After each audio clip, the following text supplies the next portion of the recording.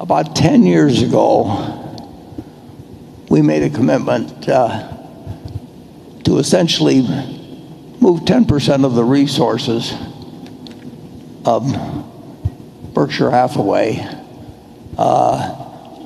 We turned it over to a person who was not that well known at the time. And we did that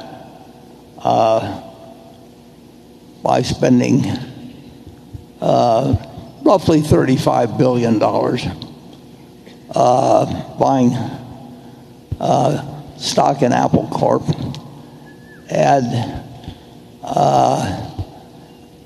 And we were going to have that under the management. We're turning that money over to the management, essentially, of Apple to make Berkshire look good, and without any work by us, which is our preferred way of operating. And I would like to report that 10 years later, several things are happening. One is the $35 billion counting dividends, realized appreciation, unrealized appreciation. But that has turned into $185 billion pre-tax.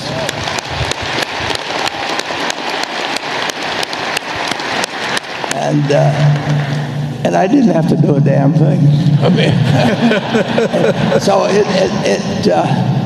it's, you know, we're very big around here on having other people do the work and collecting the money. But that has been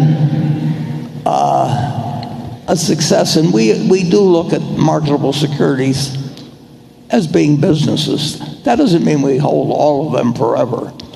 But we still, our largest holding is Apple. And Apple has a very interesting history that some of you may be familiar with. But one item is that they're observing an anniversary themselves, I think just within the last week or so. They celebrated their 50th anniversary. And, 50 years seems like a long time, but Apple seems like a very new company. And when Tim Cook went into the top position at Apple, he succeeded a legend.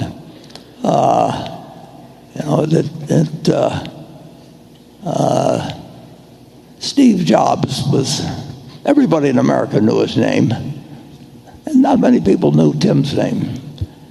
And Apple had this roller coaster experience where